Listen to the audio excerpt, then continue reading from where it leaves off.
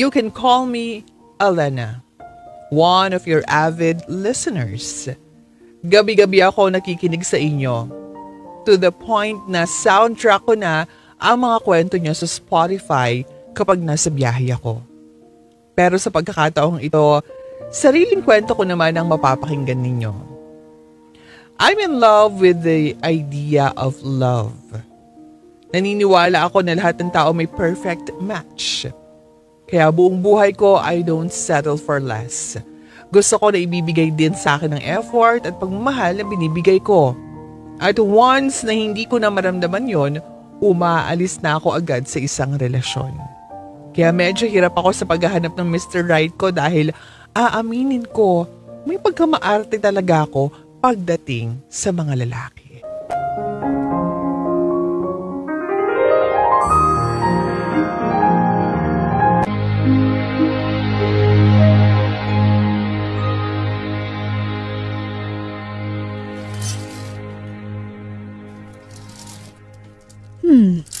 May maganda dito.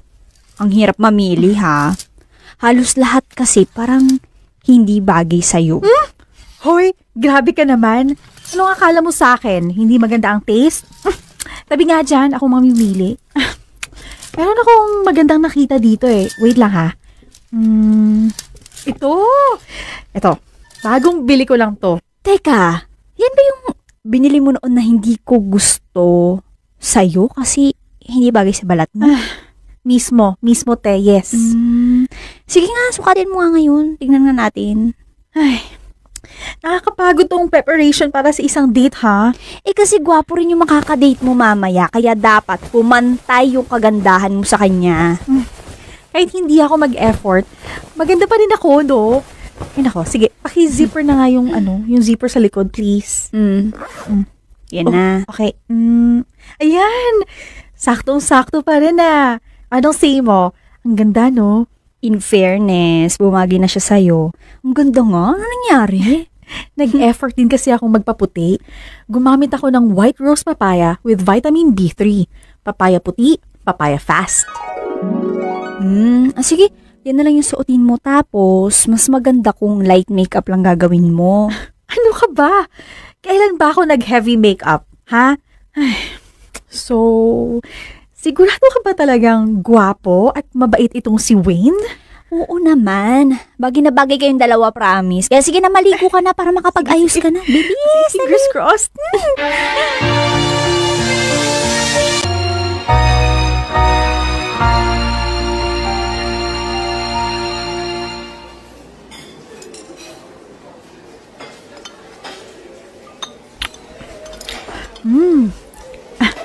Ang sarap ng chicken nila dito. Hindi dry. Agree ako dyan. Presentation. Okay, sige. Gusto mong mag-bill out na? Okay lang ba? Oo naman. O sige na, mag-bill out ka na. Mukhang excited ka nang magtrabaho ulit eh. Sige. Salamat. Sige. Ayoko na hindi ako priority. Yung hindi ako nabibigyan ng oras. Hindi naman ako ganun ka-demanding pagdating sa oras, pero syempre, gusto ko mag-e-effort ka na makasama ko. Na magkaroon tayo ng moment together. Kaya kapag nakita ko na parang hindi ako mabibigyan ng oras ng taong yun, hindi ko na pinapatagal at iniiwasan ko na agad.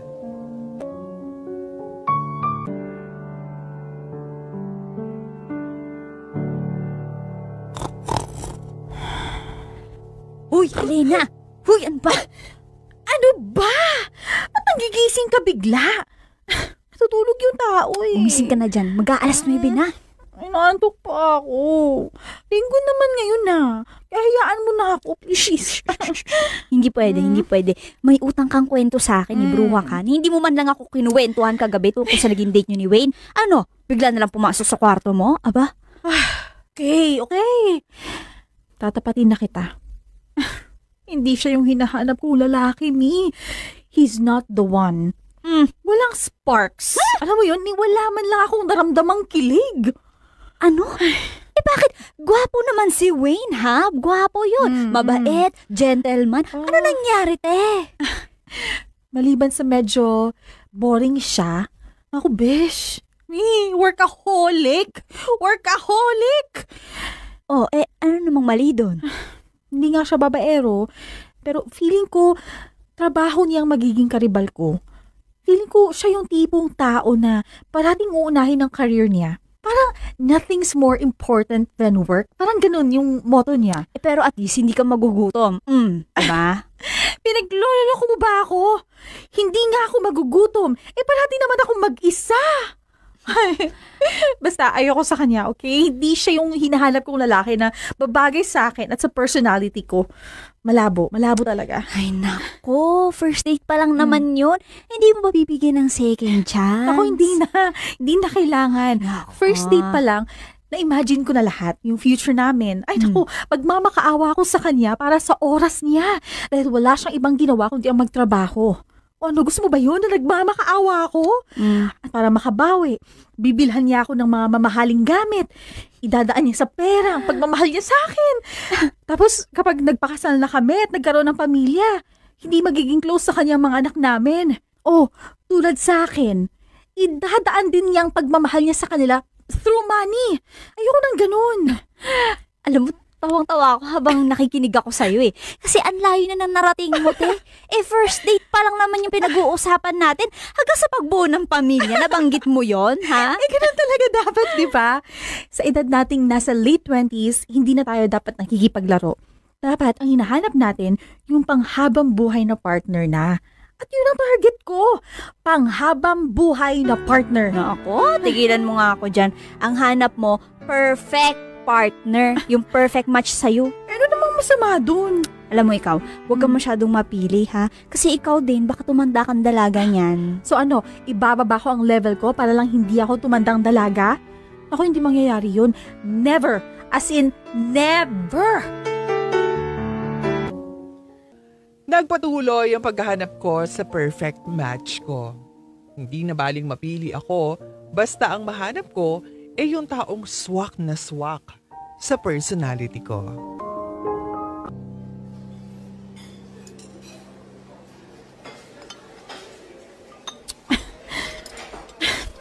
Saan na ba yung lalaking yun? 30 minutes na ako nandito, ha? Sino naman itong tumatawag? Ay, si Elaine pala. Hello? Wala pang ganap dahil ang tagal niyang dumating. Ganon? Baka traffic lang naman. Saan mo ba napulot yun? Hindi marunong rumispeto sa oras ng iba. Barkada yan ng pinsan ko. Mabait naman yan. Medyo may pagkamahangin nga lang. Pero mabait yan, sis. Ay naku, Elaine. Sa tingin mo, magugustuhan ko pa siya kung sinabi mong may pagkamahangin siya? Ano naman? Huwag ka naman judger agad. Kilalanin mo muna yung tao bago mo sabihin yan. Give him a chance, okay? Give him a chance. Ay, bahala ka na nga.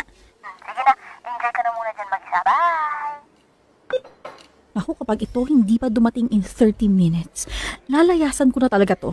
Konting-konti na lang talaga. Masasagad ng pasensya ko. Ay, maka-order na nga lang. Nagugutom na ako eh.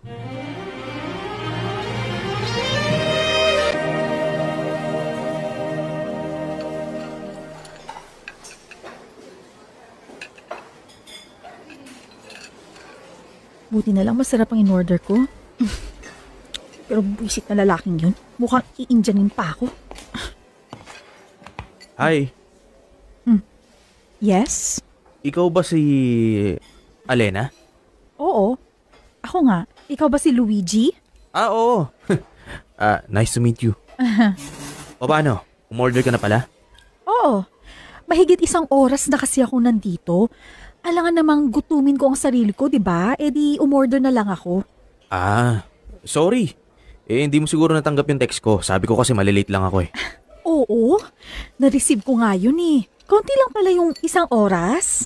Akala ko kasi mga 10 to 15 minutes lang ang katumbas nun. Okay, I'm sorry. Meron lang akong inasikaso na mas mahalaga pa kesa dito. O sige, para makabawi ako sa'yo, ako na lang sasagot ng kakainin natin. Excuse me, may sarili akong pera. Kaya kong bilhin ang sarili ko ng pagkain. And besides, pwede mo naman akong tawagan na may emergency ka pala. Kaysa sa pinaghintay mo ako ng isang oras na wala man lang update kung nasan ka na or papunta ka na ba o nasagasaan ka na ba ng kung ano. 'Di ba? May nakakatawa ba sa sinabi ko? Ay, di. Wala. Natawa lang ako kasi first date pa lang natin. Kung makaasta ka, parang kang girlfriend eh. Hindi, natuwa lang talaga ako. Naaliw lang ako. Ay, hindi. Sinabi ko yun bilang tao na mayroong pagpapahalaga sa oras ng ibang tao. Ngayon, kung hindi mo pinapahalagan yung oras ng ibang tao, I think wag ka nang makipag-date. Bakit ka nga ba nakikipag-date sa mga taong hindi mo pa kilala? Para makilala. Ano ba? Talaga? Date agad? Papayag ka na agad na makipagkita sa isang taong hindi mo pa nakikilala? Kasi sa pagkakaalala ko, parang never pa naman tayo nakapag-chat, nakapagtawagan, o kahit man lang nakapagkilala sa isa't isa. Diretso date agad. Oh, so bakit ka pumayag sa date na to? For fun. Alam mo, kasi kayong mga babae, may pagka-delusional kayo eh. Iniisip nyo na may forever sa blind date? Na dito nyo mahanap yung tinatawag nyong Mr. Right. Kiligin lang kayo, isipin nyo, he's the one. Well, para sabihin ko sa'yo, Alena, lawakan mo yung pag-intindi mo sa pag-ibig. Hindi mo mahanap ang kamatch mo ng ganito kadali. And besides, huwag kang magmadali sa pagiging atat mong makahanap ng love life. Baka si Mr. Wrong ang mapunta sa'yo. Gets? Alam mo, ikaw na nga tong late. Ikaw pa tong nanermon. Wow! For your information, hindi porket nakipag-date ako sa'yo, papayag na ako maging girlfriend mo. Nag-date lang tayo. At kung iniisip mo na may in love ako agad sa'yo, sorry, pero mukhang hindi mangyayari yun. Ay, kailangan ko lang umalis. Alam mo, pasalamat ka at masarap ang pagkain dito. Kaya kahit papano, nakapag-enjoy ako. Dahil kung hindi, ewan ko na lang. And hindi ako delulu. Malay mo, maging true lalo, di ba? O sige na, good night. To be honest, hindi ko alam kung ma-offend ba ako sa mga sinabi ni Luigi sa akin. Para kasi akong nagmukhang desperada dahil panay ang pakikipag-date ko sa mga hindi ko pa naman talaga ganon kakilala. Kaya napaisip ako, mali ba ang ginagawa ko? Mali bang pilit kong hinahanap ang lalaki na para sa akin? Kahit na medyo na-offend ako sa mga sinabi ni Luigi ng gabing yon, itinuloy ko pa rin ang mga ginagawa ko. Hanggang sa heto na nga. Nakilala ko ang Mr. Right ng buhay ko. Si Andrew. Mabait, masayahin, masayang kasama, guwapo, at higit sa lahat, marami kaming bagay na pinagkakasunduan. Siya na talaga ang perfect match ko.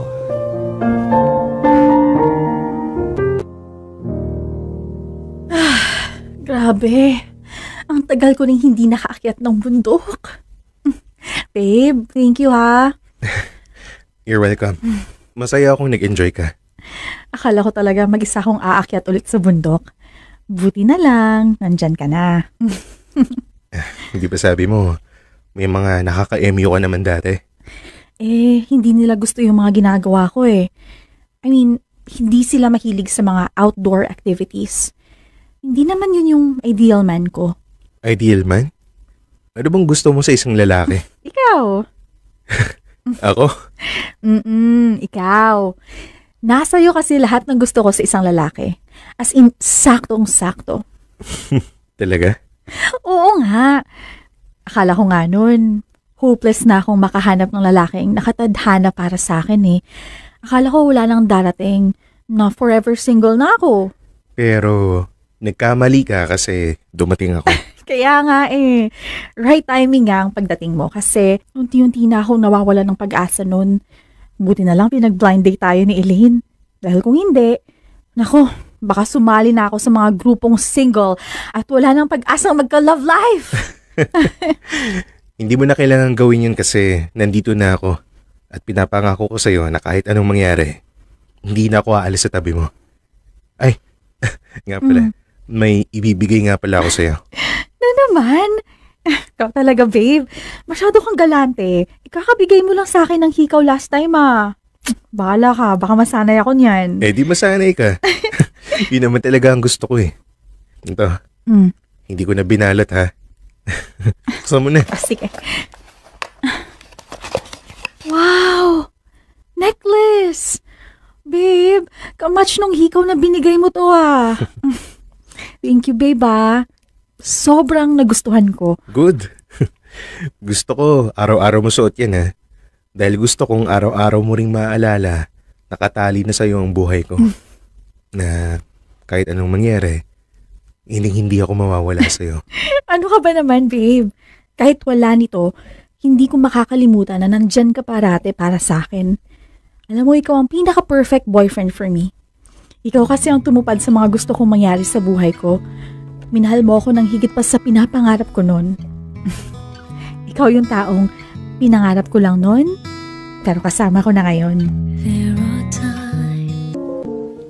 For months, naging masaya ako sa relasyon namin ni Andrew. Parating masaya. Parating nakaka-inlove. Hindi kami nag-aaway dahil wala naman kaming bagay na hindi na pagkakasunduan. Pero alam nyo, ang hirap pala ng ganun ano? Ang boring.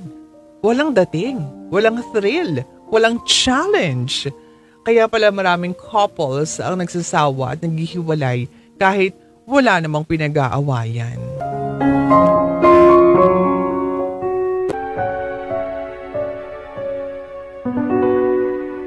Oh, akala ko ba may lakad kayo ni Andrew? Anong ginagawa mo dito? Sabi ko, busy ako eh. Huh? Wala ako sa mood makipagkita sa kanya. May problema kayo? Wala. Okay naman kaming dalawa.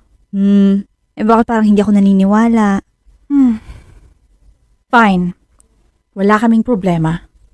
Pero ako meron. Sabi ko na eh. Nung naging kayo ni Andrew, parang parati kang naka-blush on. Pero ngayon, hindi ko na maintindihan ang itsura mo. Anong problema mo?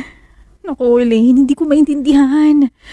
Mabait naman si Andrew eh. Maalaga, gentleman, sweet, ma-effort. At masaya talaga ako sa kanya. Kinikilig ako parate. Araw-araw in love. Pero sa hindi ko malamang dahilan, parang biglang tumabang lahat. O siguro nagsawa na lang ako. At saan naman? Nagsawa dahil masyado kaming compatible sa isa't isa. Parang lahat ng bagay na pagkakasunduan namin eh. Kung anong gusto ko, gusto din niya. Di ba yun naman talaga dapat ang hanapin mo? Yung perfect match sa'yo? Yun nakita mo na, si Andrew. No, hindi. Parang may mali eh. Parang too perfect. Kaya ang boring na tuloy. Wala pa kaming isang taon nito ha, pero ganito na agad ang nararamdaman ko. Di ba dapat nasa honeymoon stage pa lang kami? Pero ganito na agad ang nangyayari sa akin. Sa bagay. Anong gagawin mo ngayon? Ewan ko. Siguro alam ko pero hindi ko alam kung paano ko gagawin. Isa lang sigurado ko. Ayokong matrap sa ganitong sitwasyon. Kasi alam ko na kapag hinayaan ko lang yung ganito, mas lalo lang akong mahihirapang makalabas.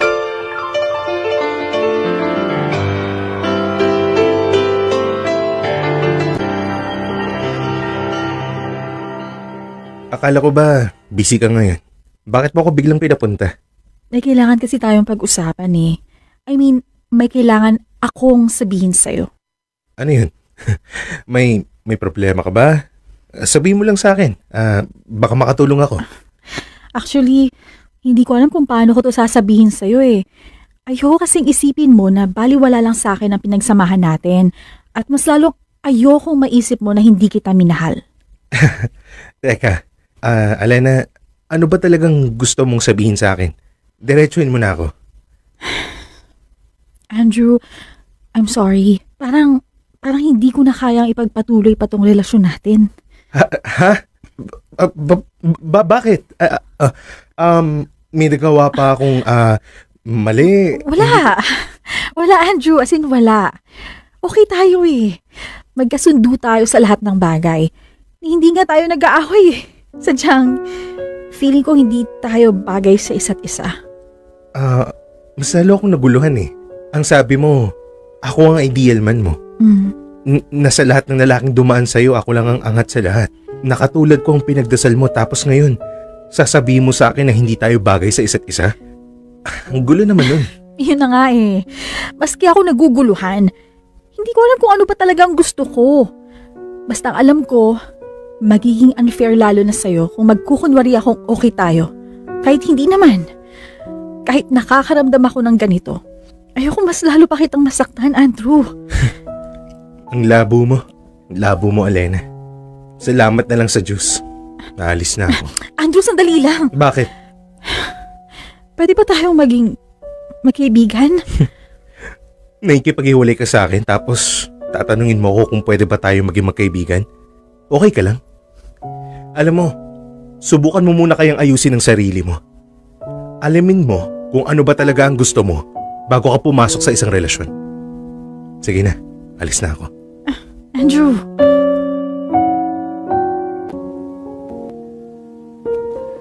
Nakita ko kung gaano ako nasaktan si Andrew nung nakipaghiwalay ako sa kanya.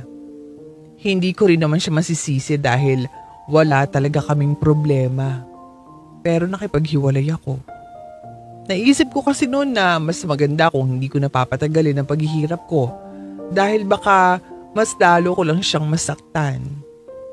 After that breakup, nag-focus muna ako sa sarili ko. Sa pagiging masaya. Baka kasi yun pala yung kulang. Yung maging masaya ako kahit na mag-isa lang ako. After a year, meron ulit dumating sa buhay ko. Hindi ko masabing siya ang perfect match ko, pero ramdam ko sa puso ko na siya na nga ang taong hinahanap ko.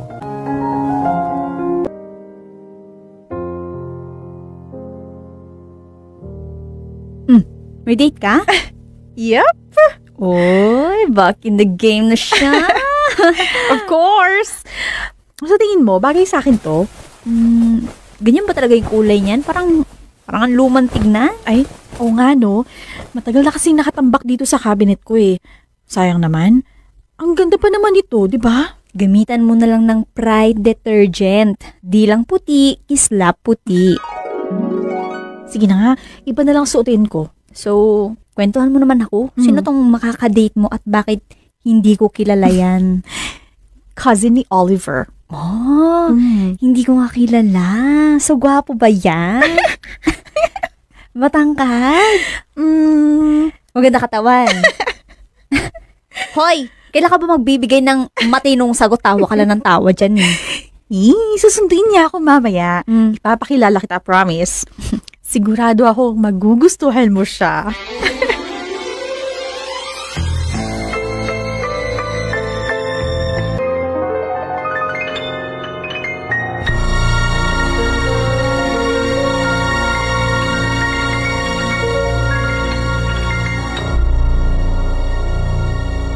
Tagal naman ang kadate mo. Anong oras ka ba niyan susunduin? Relax! Malapit na daw siya. Maliko na dito sa kalye natin. Kasi nakikita kong glow dyan sa mukha mo. Mukhang bet mo na yan ngayon, ha? Parang gano'n na nga. Kung matagal na kami nagkakausap sa chat, tapos ilang beses na rin kaming nagkita. Kaya nakakapagkwentuhan kami ng mga, personal things. Kaya nung inaya niya akong makipag-date, pumayag na ako. Eh di mabuti kung ganun. Pero sigurado ka na ba dyan? Baka mamaya maging Andrew part 2 yan, ha? Hindi na, no. Okay na ako dito. Tama lang ang timpla. Ay, ayun na siya. Buksan ko lang yung pinto, ha?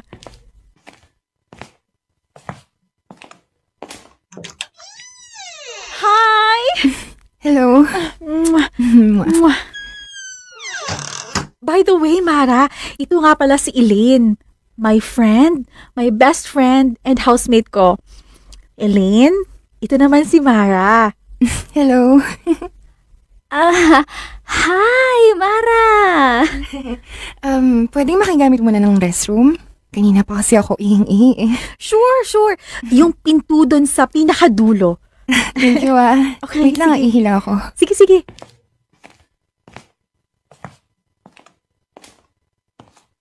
So, anong masasabi mo? Wait lang Medyo hindi pa siya nagsisink in sa utak ko eh. Ba yan? Kailan pa? Kailan ka pa pumatol sa kapwa mong babae? Ewan ko. Basta nung nakilala ko ng mabuti si Mara, iba na agad yung naramdaman ko eh. Komportable ako sa kanya. Kapag siyang kasama ko, magiging totoo ako sa sarili ko. Basta, ang gaan-gaan lang ng lahat. Okay. Elaine, alam kong unexpected pero I'm happy. I'm really happy. Ngayon lang ako naging ganito kasaya.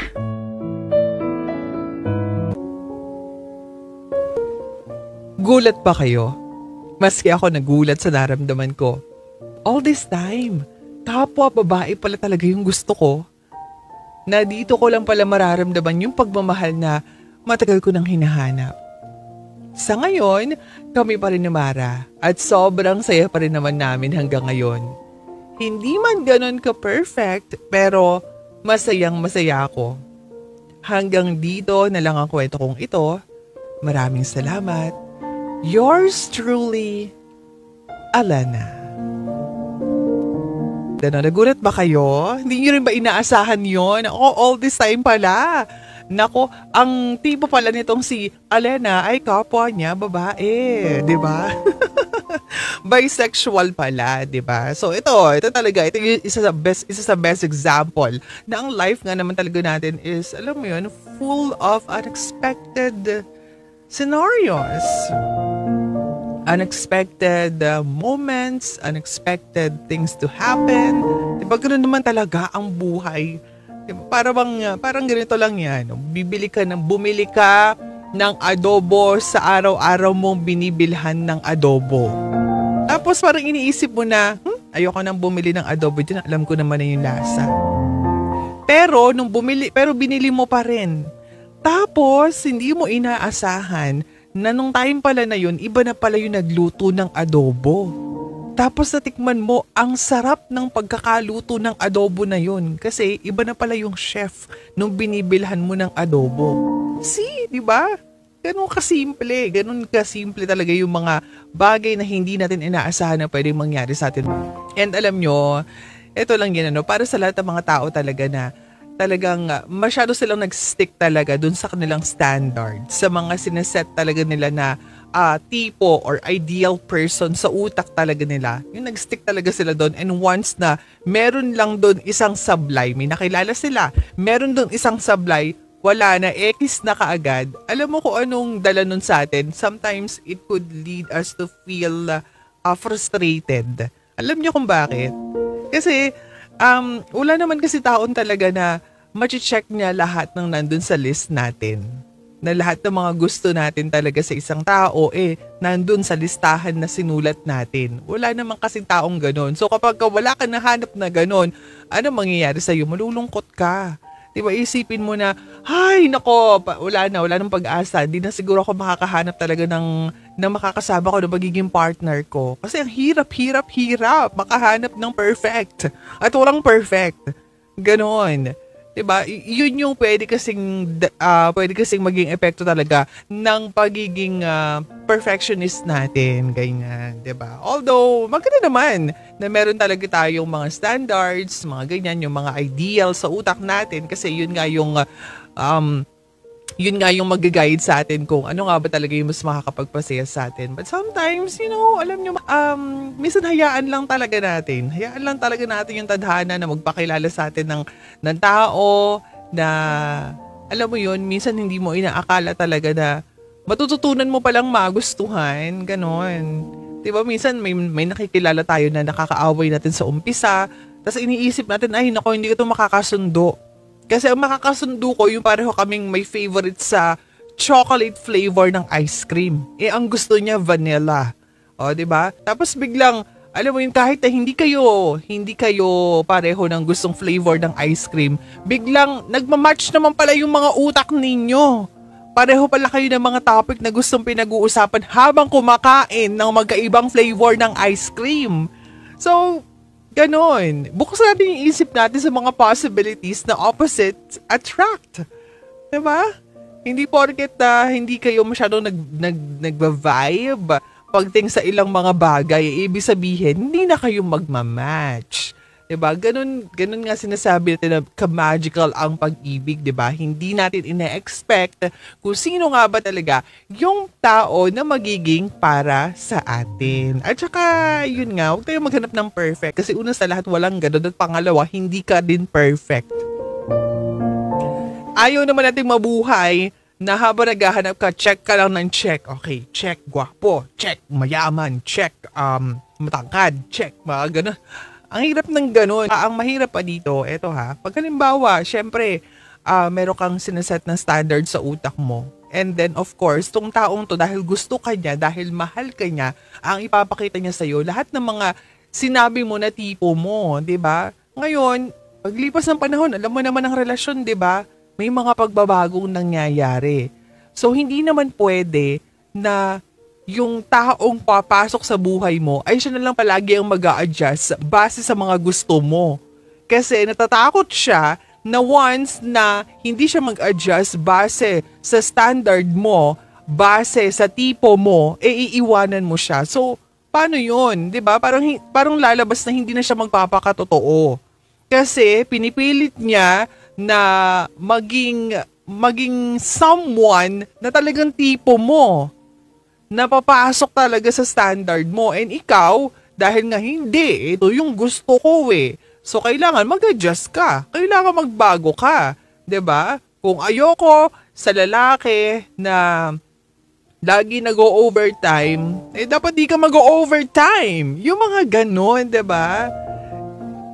Parang ganon naman sa mga relasyon talaga. Work ang relasyon kung pareho kayong mag-a-adjust. And tatanggapin yung mga flaws, and at the same time, of course, yung mga magagandang bagay tungkol sa mga partner natin. That's how relationship works, 'di ba? Na kumbaga, ikaw ang kukumpleto doon sa hindi kumpleto. See, 'di ba? Ganun 'yun. Kumbaga parang kayong dalawa yung bubuo ng puzzle, mas magiging madali na kayong dalawa yung bubuo ng puzzle kaysa iisa lang talaga yung bubuo. At sa ngayon, happy naman daw si Alana. Nahanap niya yung para sa kanya. Although siya na mismo talaga nagsabi na hindi perfect. Kasi hindi rin naman niya inaasahan na, doon pala titibok yung puso ko. Ay, grabe, sa kanya ko pala mararamdaman. Diba? Siya na rin yung pumutol doon sa sinasabi niyang standard. Ideal person na binubuo niya sa utak niya. Diba? So, ganun lang yun. Huwag tayong masyadong maging harsh sa sarili natin pagtingin sa paghahanap ng taong para sa atin. Diba? Kasi tayo lang din ang mahihirapan. Baka mamaya, alam mo yun, kakahanap mo talaga, wala ka nang mahanap. Kasi yung hinahanap mo ay wala naman talagang ganun.